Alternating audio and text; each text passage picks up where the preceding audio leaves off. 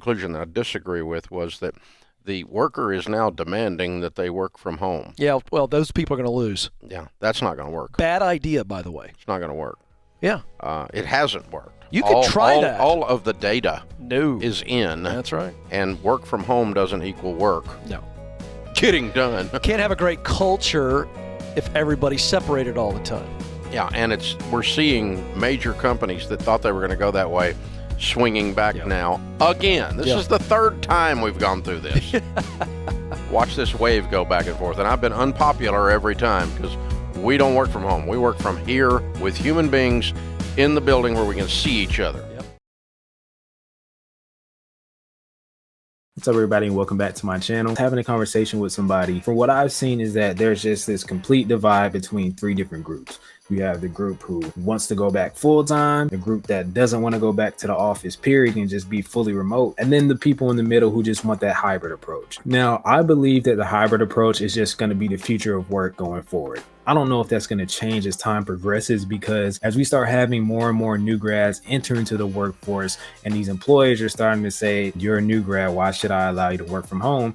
That will just allow more and more people who are just working into an office environment, and the next thing you know, everybody's working back full time. But from those people who work in corporate America, have these positions where we're just not required to be into the office. We don't have a position that requires us to be on site anywhere. We can work from home and be just as effective. From these articles that I'm going to pull up that I've been reading regarding the low degree of Black professionals that actually want to return to the office, it's really interesting to see the data that's been supported with this, because majority of Black professionals are saying they don't want to return, but then somehow in these articles they also include that productivity has gone down. In my specific case, I feel like I've been at the most peace than I ever have been in my almost 6-year corporate tenure.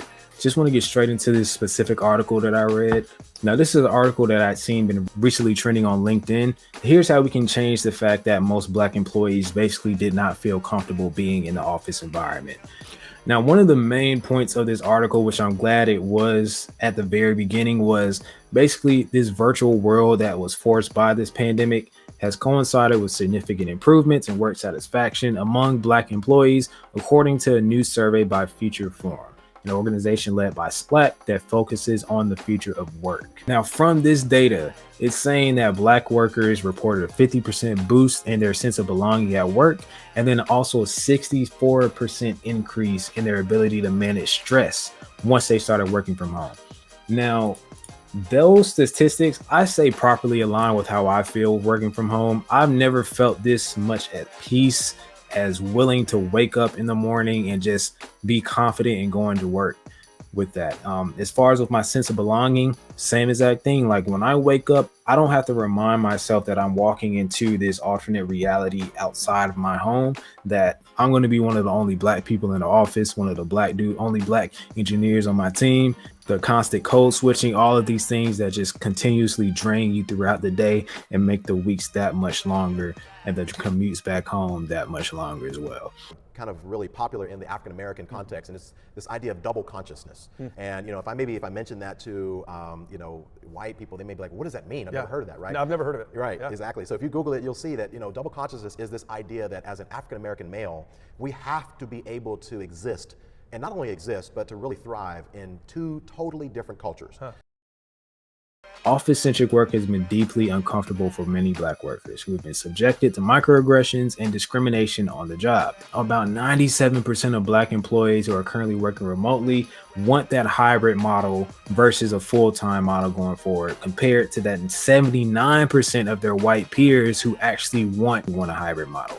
Collaborative spaces and just office culture and all these different things, happy hours, all this stuff. Like, I don't care about none of that. I want to do my job. I work with the people I work with, vibe with who I vibe with, and then get out. But this chart is something that kind of upset me, because I'm like, all right, where did you actually pull this data from? You see the orange is the Black employees, blue, white employees.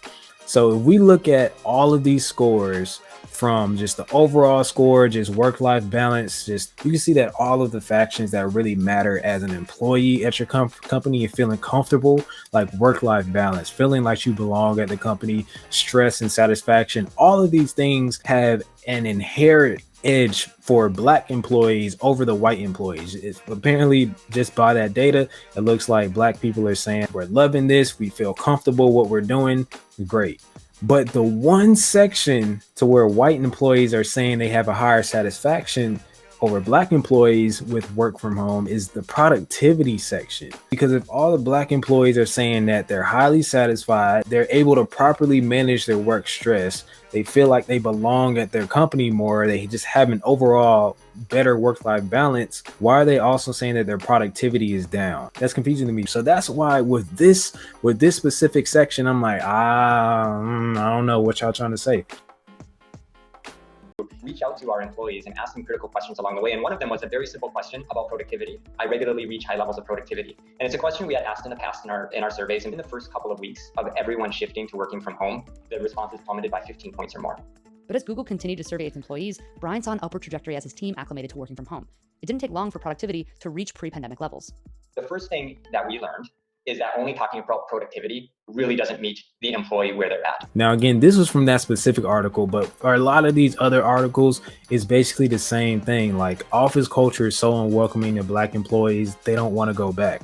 Like, specifically in this article, this black female software engineer, she stated that I just feel like I have freedom that I didn't have in the office, which is exactly what I said earlier, is that it's just a different sense of peace and zen that I have, just being able to just work in my own environment, which this is another really good quote from this specific article, which is people of color in many situations are just used to having to adapt and adjust and think about what are we going to let go and how do we choose our battles. And I just realized in this space, I don't have to live my life this way. That's what you might have to deal with. I hear frequently. It's like they're microaggressions. You're never gonna, well, I'd like to hope that no one ever feels like the blatant racism. It's usually never that. And that's the issue. It's never blatant racism. It's always these stupid little subtle comments. It's little facial expressions. It's people's tones. It's body language. These are the things we notice, but no one wants to talk about them because if no one else notices it, it doesn't exist.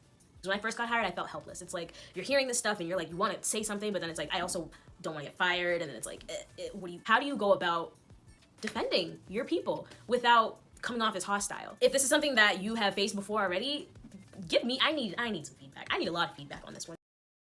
So yeah, I really just wanted to bring up that discussion because as we start to approach the last quarter of 2021 and you work in corporate America and you start seeing these conversations of, well, do we go back full time? How many people do we bring back into the office? Are you going to be remote? Are you going to be hybrid? Just remember that there are going to be battles. And as we approach that date, there are going to be even more games that need to be played. And you start seeing your white coworkers spending more time in the office, staying back those later hours and everything. Even if you are a hybrid employee or you just come in just, maybe one time every 2 weeks, you as a black employee in corporate America, it's always going to be a lose-lose in these types of situations. Because if the company starts seeing that majority of the people on your team are staying at the office and then you, the one black person, is just not coming to the office, that's going to be a red flag.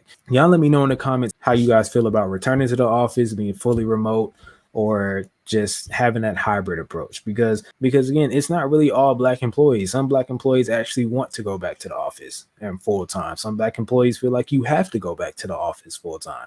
So y'all let me know.